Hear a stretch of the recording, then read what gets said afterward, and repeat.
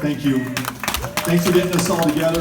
And let's hear it for our host, Pete Milne. Pete, thank you for having us at your He's previewing the new color scheme on his house behind you. You can see the painting in progress. He's telling me a little bit about the history of this great home. It reminds me a little bit of the neighborhood that we live in El Paso, Texas, Sunset Heights, which is one of the first neighborhoods. And it was built at the end of the last, it was built at the end of the 19th century. And it was populated by and large by those who were fleeing revolution and violence and brutality in Mexico and in Chihuahua during the Mexican Revolution. I don't know how many of you know the name Porfirio Diaz, but he was the dictator. Well, some people like him apparently, but he was the repressive dictator in Mexico that Francisco Madero and Pancho Villa, both of whom lived in El Paso, Texas. Pancho Villa lived on the street that we're on right now, but that they were trying to overthrow and try to get some better representation for themselves and the people that they cared about in Mexico. And so in the midst of that revolution, as people are fleeing that violence, they come to El Paso, Texas, and they settle Sunset Heights, and we actually have a street in our neighborhood, Porfirio Diaz. It may be the only street named after that dictator in the world, and it happens to be in our neighborhood. But so much great history that reflects the fact that El Paso's strength, by extension the strength of the state, by extension the strength of this country, is based on the fact that we are a city of immigrants and refugees and asylum seekers, folks from all over the world. 24% of the people that I represent were born in another country, most of them in Mexico.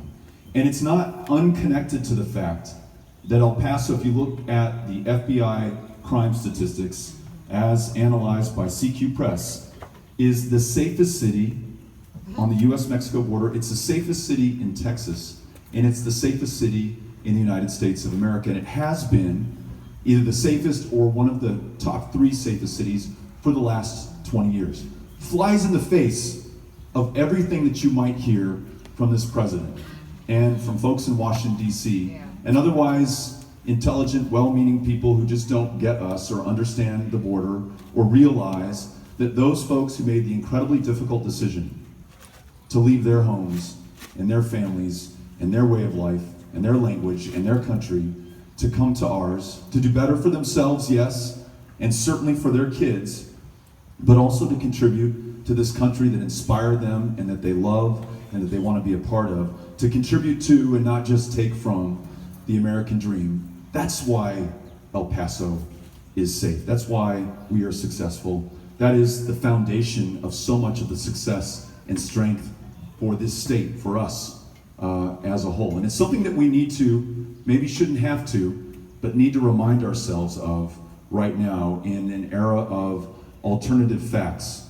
At a time when a president who vilifies Mexican immigrants as rapists and criminals, whose platform to address those rapists and criminals who are coming to get us, never mind the fact that immigrants commit violent crimes at a much lower rate than native-born Americans. But never mind the facts right now, just focus on the fear.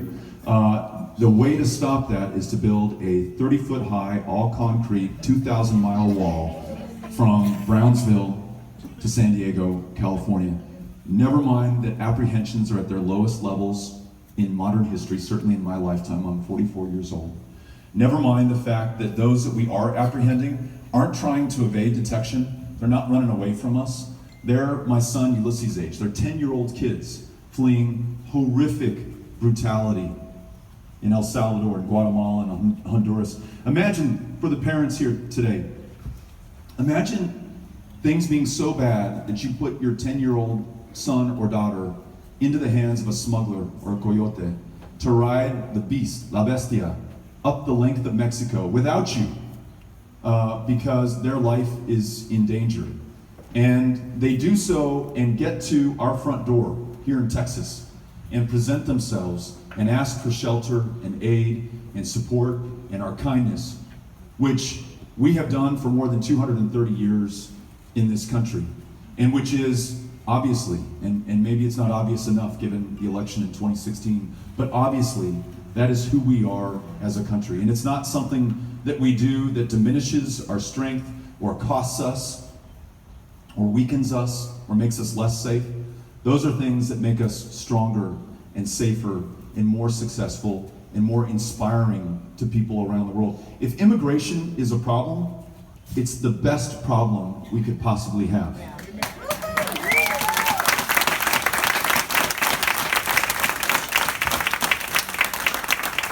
I want to tell you, it is so nice to be here.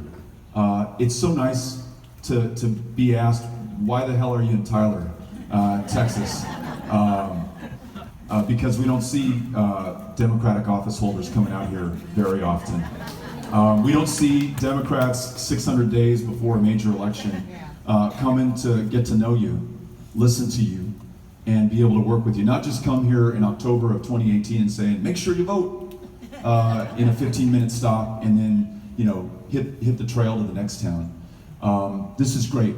One of the most striking things on our drive into Tyler, and I said this to Mary Lou, TV Bob, when we went to Longview not too long ago, is all this green stuff that you guys have here. Coming from the Chihuahuan Desert at the foot of the Rocky Mountains, which is where El Paso is. It gives you a sense of how big Texas is. This is a different place altogether. But we really have some things